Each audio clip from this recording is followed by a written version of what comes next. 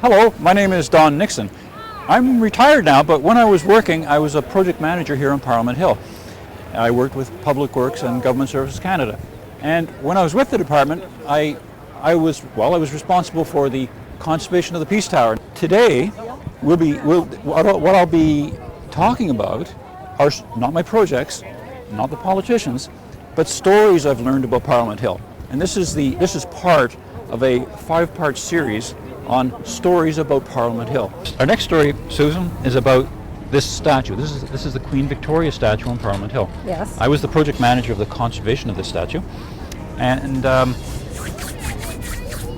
you can see the Queen way up there. Yes, indeed. And you're quite a distance away from the Queen on this sidewalk. Yes. And the sidewalk is here because the Queen is so high. When you look up at her, it doesn't hurt your neck. Oh, okay. Follow what I'm saying? Yes, of course. But if we come closer to the statue, come on over here.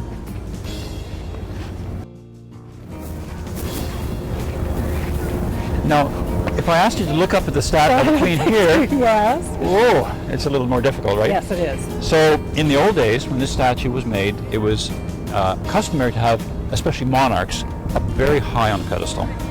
But when people came close, you couldn't have them hurting their necks looking up.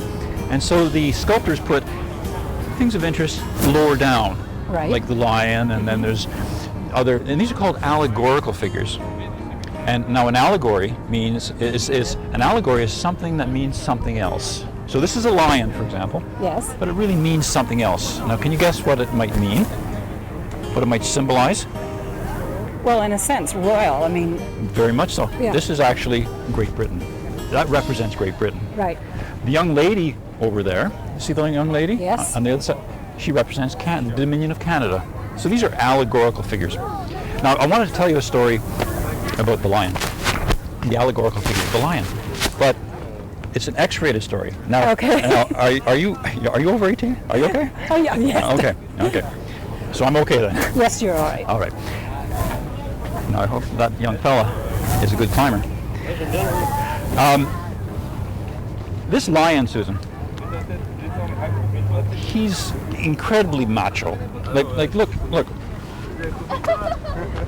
at that thigh muscle. Isn't Yes. that good? Yeah. It's, And oh, yeah. and look at the mane. That's a glorious. Come on Full over here. mane. Come on over here. Take a closer look. His muscles are rippling. Yes. And he's incredibly macho and masculine, except maybe in one tiny area. Can you guess what I'm talking about, I Susan? think so. There's nothing there. Susan, there's nothing. Take a look. There's nothing there. He's been gelded. He's been gelded. He's been gelded.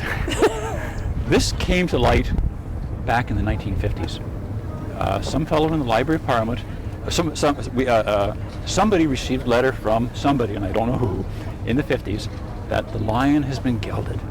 What in the world? There's nothing there. And it came down to a fellow in the Library of Parliament to research.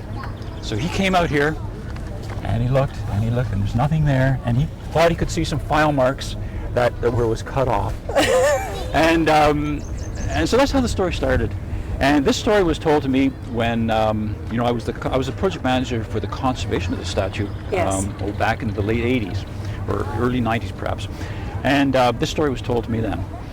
And we thought we would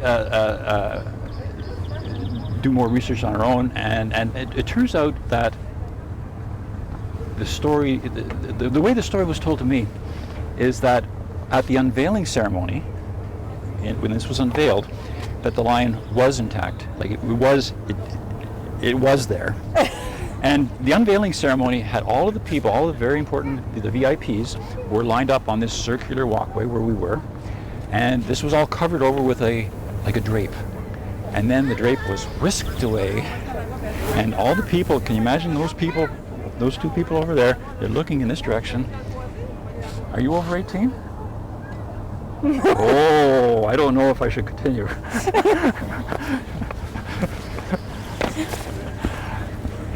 I'm safe now. Yes. So when the drape was whisked away, there was a gasp because the people were looking right at this. Now this was the Victorian era, and in the Victorian era, women wore skirts, dresses down past their ankles, because they couldn't show their ankles, and even pianos had a skirt around them to cover the legs. So you can imagine the horror. And the story goes that one of the MP's wife, an MP's wife, was there, and she hired a contractor to come with a blowtorch and cut it off. And for years, it was used as a paperweight in her husband's office, which was right over there. See that window? Yes. And of course, now a statue's hollow. Can you Yes. hear that? Mm-hmm. The metal's about that thick. And so if it was cut off like that, there would be a hole. And so the contractor had to patch up the hole. And doing all these sorts of things would leave evidence. I mean, if you investigate it, you would see evidence of the patch particularly. So this is what we looked for when we conserved the statue. We cleaned it, we were in there, we were very close to it and cleaning it, and we were looking for this evidence of tampering by the contractor. And we couldn't find any. We couldn't find any. And the answer, the real truth here, and a lot of people know about this story, but the real truth is, it's not true. It never happened. Oh. It's not a true story. Now, there's a postscript to this, if you will, and it's kind of a joke on me, because I had my wife here, and I was telling her this story, and she said, "Well, Don, you're really looking in the wrong place. This is a cat. You're thinking like it's a dog or a horse. And a cat. It's not there at all. It's over here.